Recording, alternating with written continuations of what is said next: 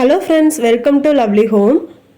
நான் இன்றைக்கி என்னோடய ஃபர்ஸ்ட் கேக் ஆர்டரோட ரெசிப்பியும் ப்ளஸ் என்னோடய எக்ஸ்பீரியன்ஸ் எப்படி இருந்ததுன்னு உங்களுக்கு கூட ஷேர் பண்ணியிருக்கேன். கண்டிப்பாக இந்த வீடியோ உங்களுக்கு இன்ட்ரெஸ்டிங்காக இருக்கும்னு நம்புகிறேன். இந்த வீடியோ உங்களுக்கு பிடிச்சிருந்தது அப்படின்னா கண்டிப்பாக சேனலுக்கு சப்ஸ்கிரைப் பண்ணிக்கோங்க, ப்ளஸ் வீடியோவை லைக் பண்ணிவிட்டு பாருங்கள். எனக்கு இன்றைக்கி ரித்துக்குட்டியோட ஸ்கூல் ஃப்ரெண்டுக்கு பர்த்டே அப்படின்னு சொல்லிட்டு அவங்க அம்மா எனக்கு ஆர்டர் கொடுத்துருந்தாங்க. அவங்க ஆல்ரெடி நம்மளோட ப்ரௌனி வந்து டேஸ்ட் பண்ணியிருக்காங்க. ஸோ அவங்க என்கிட்ட பர்த்டே கேக் பண்ணித்தர முடியுமா அப்படின்னு கேட்டிருந்தாங்க. ஸோ அவங்களுக்காண்டி தான் இந்த கேக் வந்து நான் பண்ணினேன். அவங்க வந்து பிளாக் ஃபாரஸ்ட் வேணும் அப்படின்னு சொல்லி கேட்டிருந்தாங்க, வித் ராகி ஜாகரி பேஸில். இது சண்டே எடுத்த வீடியோ. நான் இன்றைக்கி காலையில் கொஞ்சம் ஏர்லியராக எழுந்திரிச்சிட்டேன். ஒரு 6 o'clock இருக்கும். எழுந்திரிச்சிட்டு நான் வந்து எனக்கு தேவையான திங்ஸ் எல்லாம் ஃபர்ஸ்ட் எடுத்து வச்சுட்டு அதுக்கப்புறம் வந்து வேலையை ஆரம்பித்தாச்சு. நான் உங்களுக்கு இந்த பேஸோட ரெசிபி சொல்லிடுறேன். தேவைப்படுறவங்க வந்து நோட் பண்ணி வச்சுக்கோங்க. இதுக்கு வந்துட்டு 1/2 கப் வீட் ஃப்ளார் எடுத்துக்கோங்க, ப்ளஸ் 1/2 கப் ராகி, 1/4 கப் அளவுக்கு கொக்கோ பவுடர், அண்ட் 1 டீஸ்பூன் போல் baking powder, 1/2 teaspoon baking soda, plus 1/2 teaspoon salt எடுத்துகிட்டு ட்ரை இன்க்ரீடியன்ஸ் எல்லாம் ஃபஸ்ட்டு எல்லாம் மிக்ஸ் பண்ணி ஜலிச்சு எடுத்துக்கலாம். அடுத்து பார்த்திங்கன்னா நான் அந்த கேக்கு பட்டர் தான் யூஸ் பண்ணியிருக்கேன். ஸோ நம்ம வந்து பேஸ்க்கு வந்து ஃப்ளார் வந்து 1 கப் சேர்த்துருக்கோமா, அதுக்கு வந்து 1/4 கப் அளவுக்கு பட்டர் சேர்க்கணும். ஸோ நான் பட்டர் வந்து மெல்ட் பண்ண வச்சுருக்கேன் ஹாட் வாட்டரில். நான் இப்போது 1.5 kgக்கான கேக் மிக்ஸ் வந்து ரெடி பண்ணிகிட்ருக்கேன். நான் உங்களுக்கு சொல்கிறது வந்துட்டு 1 kgக்கான பேஸோட ரெசிபி வந்து சொல்லிகிட்ருக்கேன். ஸோ நோட் பண்ணிக்கோங்க. இதுக்கு வந்து 1/4 கப் அளவுக்கு பட்டர் வந்து உருக்கி வச்சுருக்கேன். ப்ளஸ் இதுக்கு எக் வந்துட்டு 3 எக் சேர்க்கணும். 1 kgக்கு 3 எக் சேர்த்துட்டு அது கூடவே வெனிலா எசன்ஸ் சேர்த்து நல்லா பீட் பண்ணிக்கணும். நான் இப்போ என்ன பண்ணுறேன் அப்படின்னு பார்த்தீங்கன்னா, அந்த ஒயிட் கலரில் ஒரு இது மாதிரி இருக்கும் பார்த்தீங்களா, அதை வந்து எடுத்துட்டோன்னா அந்த எக்கோட ஃப்ளேவர் வந்துட்டு கேக்கில் அதிகம் வராது. நிறைய கேக்ஸ் எல்லாம் நம்ம சாப்பிடும்போது நிறைய அந்த எக் ஃப்ளேவர் வரும் இல்லையா. ஸோ அந்த எக் டாமினேஷன் இல்லாமல் இருக்கணும்னா அந்த ஒயிட் கலரில் ஒரு சின்ன ஒரு இது வரும், அது மட்டும் நம்ம எடுத்துட்டோன்னா அந்த இது வராது நமக்கு. ஸோ நம்ம சேர்த்த எக்கெல்லாம் வந்துட்டு நல்லா பீட் பண்ணிக்கலாம். நல்லா பீட் பண்ணினதுக்கப்புறமா 1 கப் அளவுக்கு நாட்டு சர்க்கரை சேர்த்து அதையும் நல்லா பீட் பண்ணிக்கலாம். நான் அன்றைக்கி நல்லா செக் பண்ணிவிட்டேன், ஏதாவது தூசி இருக்கா. நாட்டு சர்க்கரை வந்து பேசிக்காக சின்ன சின்ன தூசி இருக்கும். ஸோ அது வந்து சாப்பிடும்போது ஒரு மாதிரி இருக்குமேன்னு சொல்லிட்டு நான் செக் பண்ணி தான் போட்டேன். நம்ம வந்து கஸ்டமர் கொடுக்கும்போது அந்த மாதிரி எந்த இதுவும் வரக்கூடாது இல்லைங்களா, அதுக்காண்டி. ஸோ அதை முடிச்சுட்டு அடுத்து வந்து நம்ம மெல்ட் பண்ணி வச்சுருந்தோம் இல்லைங்களா, அந்த பட்டரையும் சேர்த்து நல்லா பீட் பண்ணிக்கலாம்.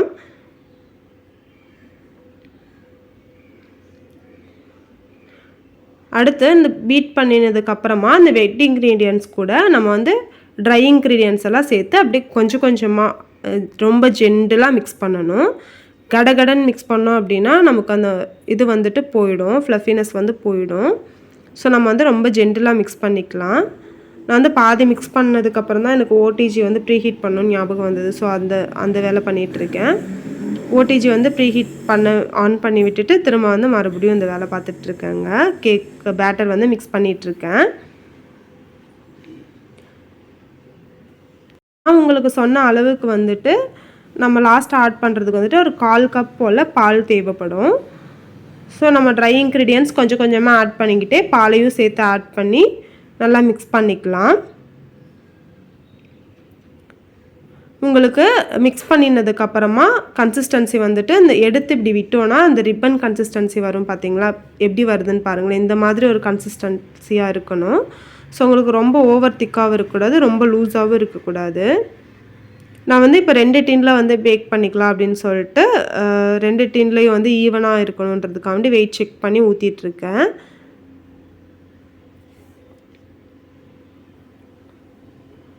நான் உங்களுக்கு டிஸ்கிரிப்ஷனில் அந்த 1 kg பேஸுக்கான அளவு வந்துட்டு டீட்டெயில்டாக கொடுக்குறேன். ப்ளஸ் உங்களுக்கு சொன்னது புரிஞ்சிருக்கும்னு நினைக்கிறேன். புரியாதவங்க அதில் வந்து செக் பண்ணிக்கோங்க. எனக்கு இந்த ஓடிஜி வந்துட்டு 2 டின் வைக்கிறதுக்கு அந்த ஸ்பேஸ் வந்து பத்தாமல் இருந்தது. ஸோ கீழே ஒரு சின்னதாக இதை வச்சுட்டு நான் வந்துட்டு அப்படி மேலே தூக்கி வச்சு அப்படி வச்சுருக்கேன். பேக் பண்ணுறதுக்கு எல்லாம் வச்சு விட்டுட்டு ஃபுல்லாக எல்லாம் வாஷ் பண்ண ஆரம்பித்தாச்சு. இதுக்கு வந்து நம்ம கொஞ்சம் ஹாட் வாட்டர் வந்து ஊற்றிட்டு அந்த பவுல் எல்லாம் க்ளீன் பண்ணோன்னா ஈஸியாக இருக்கும். அந்த பட்டர் இதெல்லாம் இருக்கும் இல்லைங்களா, அந்த ஸ்மெல், எக்கோட ஸ்மெல் அதெல்லாம் வராமல் இருக்கும். இந்த வேலையெல்லாம் முடிச்சுட்டு இந்த செடியெல்லாம் கொஞ்சம் ப்ரூன் பண்ண வேண்டியிருந்தது. ஸோ அந்த வேலையெல்லாம் பார்த்துட்ருக்கேன். இந்த பூ வந்துட்டு பூத்த உடனே அந்த இடம் ஃபுல்லாக ட்ரை ஆக ஆரம்பிச்சிருது. அது செடி பார்க்கவே ஒரு மாதிரி இருந்தது. ஸோ நம்ம வந்துட்டு இதெல்லாம் அப்படியே விட்டுட்டோம் அப்படின்னா செடியோட சத்தும் சீக்கிரம் போயிடும் அப்படின்னு சொல்லுவாங்க. அதனால் அதை ஃபுல்லாக வந்துட்டு ட்ரிம் பண்ணிகிட்ருந்தேன். அடுத்து பார்த்திங்கன்னா மிளகாய் செடியெல்லாம் பூவு எடுக்க ஆரம்பிச்சிருச்சு. ஒரு செடி மட்டும் பூவு எடுத்துருக்குது. மற்ற 2 செடியும் வந்து பூ எடுக்கலை. இன்றைக்கி வந்து மழை பெஞ்சதால் எனக்கு தண்ணி ஊற்றுற வேலை கிடையாது. எனக்கு இப்போ எல்லா பூச்செடிக்குமே மாவு பூச்சி தொல்லை வந்து அதிகமாக வந்துருச்சு. ஈவன் இந்த டேபிள் ரோஸ்க்கும் கூட மாவு பூச்சி வந்திருக்குது. இவ்வளோ நாளாக இந்த பிரச்சனை எனக்கு இல்லவே இல்லை. ஸோ கேக்கும் பேக் ஆகிடுச்சு. கேக் கரெக்டாக பேக் ஆகி முடிக்க ரித்துக்குட்டி எந்திரிச்சிட்டாரு. ஸோ கொஞ்சம் நேரம் போய் பெட்லேயே அவர் கூட விளையாடிட்டு இருந்துட்டு, இது வந்து நைட் செஞ்ச சப்பாத்தி வந்து மீந்து போச்சு. கெஸ்ட்டு வந்திருந்தாங்கன்னு சொல்லி கொஞ்சம் அதிகமாக செஞ்சுட்டேன். ஸோ கிரேவி சப்பாத்தி எல்லாம் இருந்தது. ஸோ அதை வச்சே மேனேஜ் பண்ணிக்கிட்டாச்சு காலையிலத்துக்கு.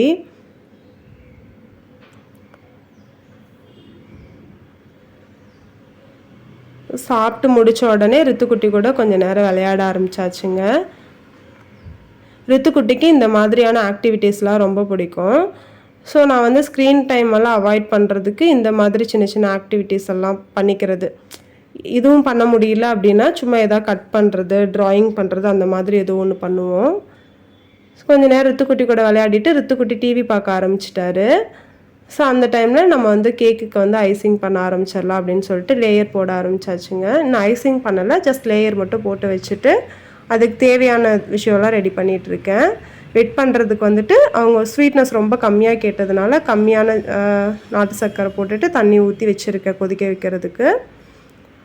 ப்ளஸ் நான் வந்து 2 கப் அளவுக்கு விப்பிங் க்ரீமும் எடுத்துக்கிறேன்.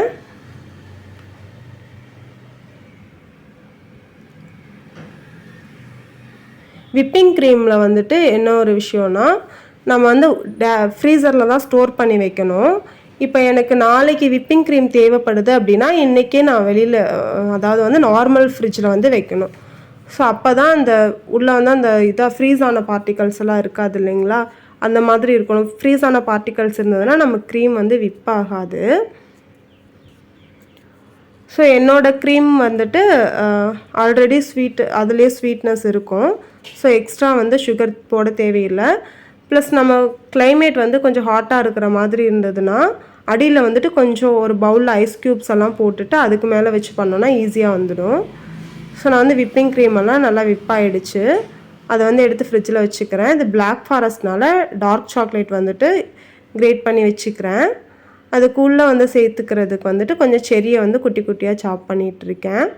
நம்ம விப் பண்ண க்ரீமை வந்துட்டு கொஞ்சம் நேரம் வந்து ஃப்ரிட்ஜில் வச்சு செட் பண்ணி எடுத்துட்டோன்னா அவ்வளோ சீக்கிரத்தில் வந்து நமக்கு மெல்ட் ஆகாமல் இருக்கும். அடுத்து வந்து நம்ம கேக் ஐசிங் பண்ண ஆரம்பிச்சிடலாம். அவங்க வந்து கொஞ்சம் பெரிய ஸ்கொயராக கேட்டாங்க. என்கிட்ட இருந்தது வந்து சின்ன ஸ்கொயர் டின் தான் இருந்தது. ஸோ இந்த மாதிரி நான் வந்து கொஞ்சம் கொஞ்சம் பேட்ச் ஒர்க் பண்ணியிருக்கேன். ஸோ நான் வந்து பேஸ் கீழே வந்துட்டு வச்சுட்டு அதுக்கு மேலே நம்ம பண்ணியிருந்தோம் இல்லைங்களா ஜாகரி சிரப், அதை வந்து வச்சு வெட் பண்ணிக்கிறேன். வெட் பண்ணினதுக்கப்புறமா மேலே க்ரீம் அப்ளை பண்ணிவிட்டு க்ரீம் வந்து ஈவனாக எல்லா இடத்துலையும் ஸ்ப்ரெட் ஆகிற மாதிரி அப்ளை பண்ணிவிட்டு அது கூடவே கொஞ்சம் கட் பண்ண செரியும் சாக்லேட்ஸும் போட்டுக்கிறேன். கிரேட் பண்ணி வச்சுருந்த சாக்லேட்ஸும் அதே மாதிரி 2 லேயருக்கும் பண்ணிக்க போகிறேன். அடுத்து லாஸ்ட் லேயருக்கும் வச்சாச்சு. வச்சுட்டு மேலே ஜஸ்ட் வெட் பண்ணிவிட்டு க்ரீம் போட்டு க்ரம் கோட் பண்ணிக்க போகிறேன்.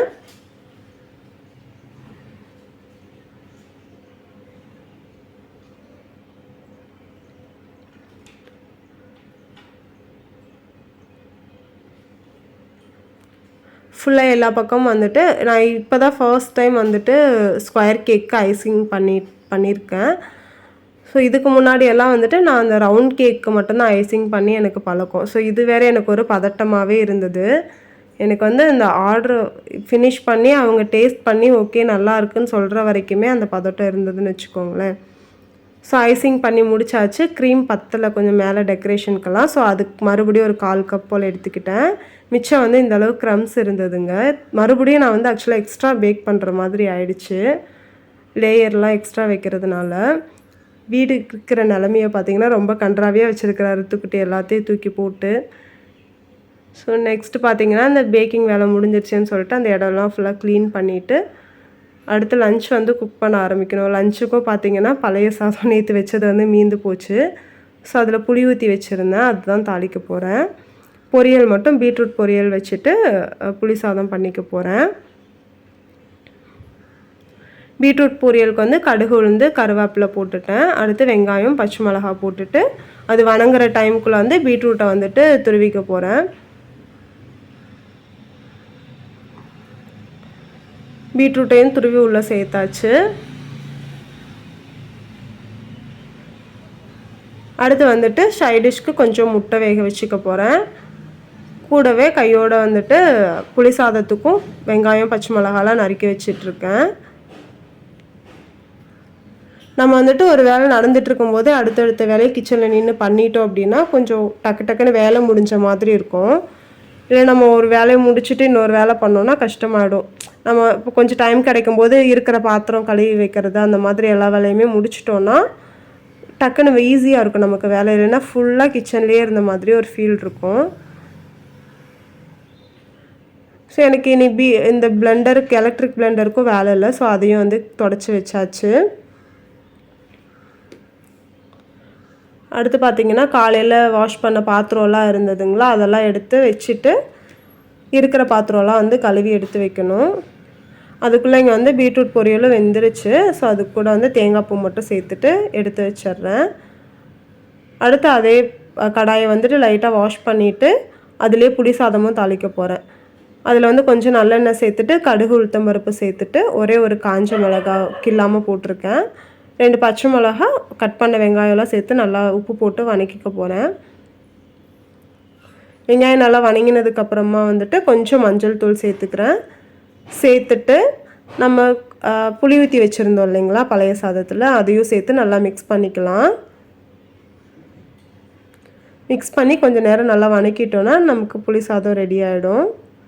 அவ்வளோதாங்க. சாப்பிட்டு முடிச்சுட்டு எல்லாம் க்ளீன் பண்ணிட்டு ரித்துக்குட்டியும் தூங்க வச்சாச்சு. அடுத்து இந்த கேக்கோட மிச்சம் இருக்கிற வேலையும் முடிக்கணும். அவங்க வந்து 3 o'clock வந்து டெலிவரி கேட்டிருக்காங்க. இப்போ வந்து 1:30 ஆகிடுச்சு டைமு. ஸோ கடன்னு வேலை பார்க்கணும்.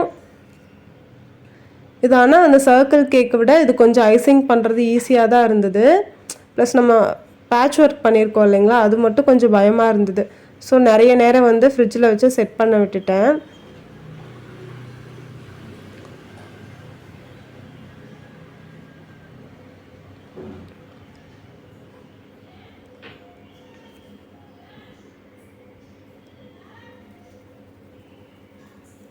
ஃபுல்லாக ஓரளவுக்கு ஐசிங் பண்ணிவிட்டு நம்ம வந்து துருவி வச்சுருந்தோம் இல்லைங்களா, அந்த சாக்லேட்ஸையும் சைடில் எல்லாம் போட்டுட்டேன்.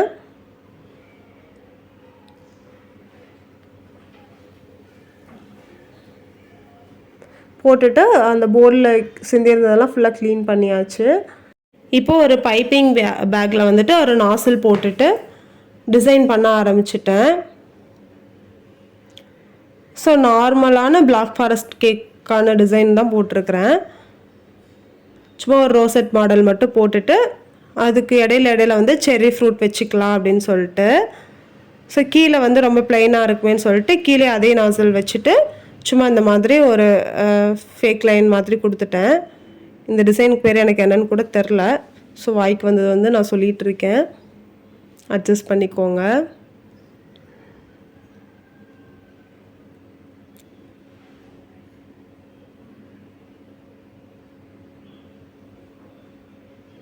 ஸோ நெக்ஸ்ட் பார்த்தீங்கன்னா செர்ரி வந்துட்டு கொஞ்சம் ஹனியில் டிப் பண்ணி அப்படியே வச்சிட்ருக்கேன்.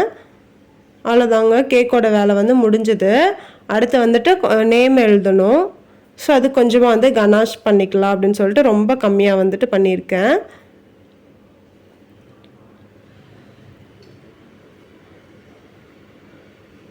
இதெல்லாம் மிக்ஸ் பண்ணிவிட்டு அடுப்பில் வச்சுட்டு கொஞ்சம் நேரம் ஹீட் பண்ணணும். லோ ஃப்ளேமில் வச்சுட்டு நான் கொஞ்சம் கார்ன்ஃப்ளவர் வந்துட்டு தெரியாதனமாக அதிகமாக போட்டுட்டேன். எப்போயும் ஸ்பூனில் எடுத்து போடுவேன். இன்றைக்கி பேக்கெட் கம்மியாக தானே போடுறோன்னு பேக்கெட்டோடு போடுவோம். கொஞ்சம் ரொம்ப திக்கான மாதிரி ஆயிடுச்சு. அடுத்து வந்து கொஞ்சம் அது கூட பட்டர் கொஞ்சம் வெனிலா எசன்ஸ் சேர்த்துட்டு அதெல்லாம் ஃபில்ட்ரு பண்ணிக்கிறேன். கொஞ்சம் கெட்டி கெட்டியாக இருக்கிற மாதிரி இருந்தது. நேம் எழுதுறதுக்கு வந்துட்டு கொஞ்சம் அந்த திக்னஸ் எதுவும் இல்லாமல் இருந்தால் தான் நல்லாயிருக்கும். அடுத்து நம்மக்கிட்ட கொஞ்சம் விப்பிங் க்ரீம் மிச்சம் இருந்தது. ஸோ அதையும் சேர்த்து நல்லா மிக்ஸ் பண்ணிவிட்டு அதை ஒரு பைப்பிங் பேக்கில் மாற்றிட்டு நேம் மட்டும் எழுதிக்கலாம். என்னோடய ஹேண்ட் ரைட்டிங் கொஞ்சம் கேவலமாக தான் இருக்கும், அட்ஜஸ்ட் பண்ணிக்கோங்க.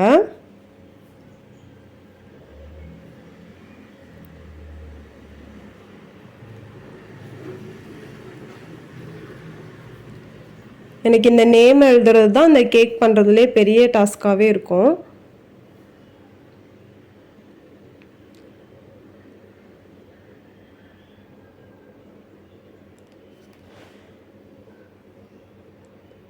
ஸோ நான் இன்றைக்கி இப்படி தாங்க கொஞ்சம் டே வந்து கொஞ்சம் பதட்டமாக தான் போச்சு. எப்படி வருமோ எப்படி இருக்கும் அப்படின்ட்டு. ஃபைனலி கொஞ்சம் நல்லபடியாகவே முடிஞ்சிருச்சு. உங்களுக்கும் இந்த மாதிரி ஹெல்தியான கேக்ஸ் வேணும், உங்கள் பசங்களோட பர்த்டேக்கு இல்லை உங்களோட ஆனிவர்சரிக்கு அந்த மாதிரி வேணும் அப்படின்னா நீங்கள் வந்துட்டு எனக்கு இன்ஸ்டாகிராமோட லிங்க் வந்துட்டு டிஸ்கிரிப்ஷனில் கொடுக்குறேன். ஸோ அதில் போயிட்டு எனக்கு மெசேஜ் பண்ணுங்கள். கேக்கு ஃபுல்லாகவே ரெடி ஆகிடுச்சுங்க. எல்லா வேலையும் முடிஞ்சிருச்சு. ஸோ கொஞ்சம் நேரம் வந்து ஃப்ரிட்ஜில் வச்சு செட்டாக வச்சுட்டு கஸ்டமரும் நியர்பை வந்தாச்சுன்னு சொன்னாங்க. ஸோ அவங்களுக்காண்டி எல்லாம் பேக் பண்ணியாச்சு. நான் கஸ்டமரோட ரிவ்யூவும் ஷேர் பண்ணியிருக்கேன் லாஸ்ட்டில், பார்த்துக்கோங்க. இவ்வளோ நேரம் இந்த வீடியோ பொறுமையாக பார்த்த எல்லாருக்குமே ரொம்ப ரொம்ப ரொம்ப நன்றிங்க.